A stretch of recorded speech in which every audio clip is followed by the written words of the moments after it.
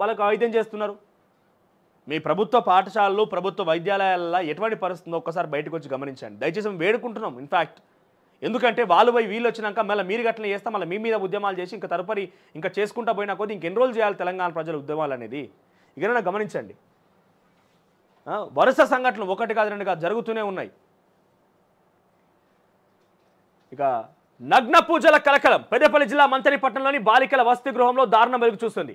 హాస్టల్లో నగ్న పూజల కలకలం రేపాయి. నగ్న పూజలు చేస్తే కనకవర్షం కురుస్తుందని హాస్టల్లో వంట మనిషి మరో వ్యక్తి 10వ తరగతి చదువుతున్న బాలికను ట్రాప్ చేసేందుకు ప్రయత్నించారు. దీంతో భయపడిపోయిన బాలిక హాస్టల్ నుంచి తప్పించుకొని తల్లిదండ్రులకు విషయం చెప్పింది.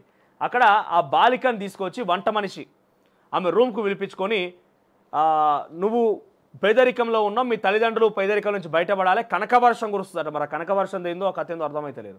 పిలిచి నువ్వు ఆ కనకవర్షం కురవాలంటే నగ్నంగా ఒంటి మీద నూలు పోగు కూడా లేకుండా నీతో ఒక పూజ చేయాలని చెప్పి ఒక వ్యక్తిని, మరి బాలికల గర్ల్స్ హాస్టల్, ఒక అబ్బాయిని అవుటర్ పర్సన్ని పిలుచుకొని మగవాళ్ళని పిలుచుకొని ఆమె రూమ్లో మాట్లాడిందంట. ఆ అమ్మాయికి చెప్పిందంట.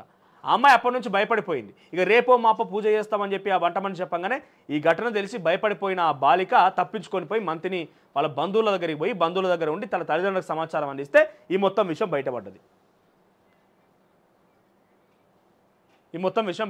మరి అంటే ఇక్కడ అధికార తప్పని కాదు, అసలు ఈ ప్రవర్తన ఏంది, ఇంకా మూఢనమ్మకాలు నమ్మడం ఏంది? చూడండి, ఇక్కడ 10 రోజుల క్రితం బాలికను తన పర్సనల్ రూమ్కు పిలిపించుకొని మీ పిన్ని వచ్చారని నమ్మించి బాలికను తన గదికి తీసుకువెళ్ళింది. అనంతరం గది తలుపులు మూసివేసింది. తాను చెప్పినట్టు వింటే కనకవర్షం కురుస్తుందని, మీ తల్లిదండ్రులు పేదరికం నుంచి బయటపడతారని మాయమాటలు చెప్పింది. ఇంతలోనే ఓ వ్యక్తికి ఫోన్ చేసి గదికి రప్పించింది. అక్కడకు వచ్చిన వ్యక్తి బాలికను చూసి తాను చెప్పినట్లుగా చేస్తే కావాల్సినంత డబ్బులు వస్తుందని చెప్పాడు.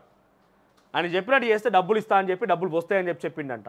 సో ఆ రకంగా పూజ చేయాలి, శరీరంపై నూలు పోగు లేకుండా నగ్న పూజలు చేస్తే అమ్మవారు కనికరించి కనకవర్షం కురుస్తుందని చెప్పాడు. బాలికతో మాట్లాడుతూనే ఓ వ్యక్తికి వీడియో కాల్ చేసిండట. ఆ అమ్మాయితో మాట్లాడుతూనే వీడియో కాల్ చేసి ఆ అమ్మాయికి సంబంధించి ఆమెను చూపించాడు.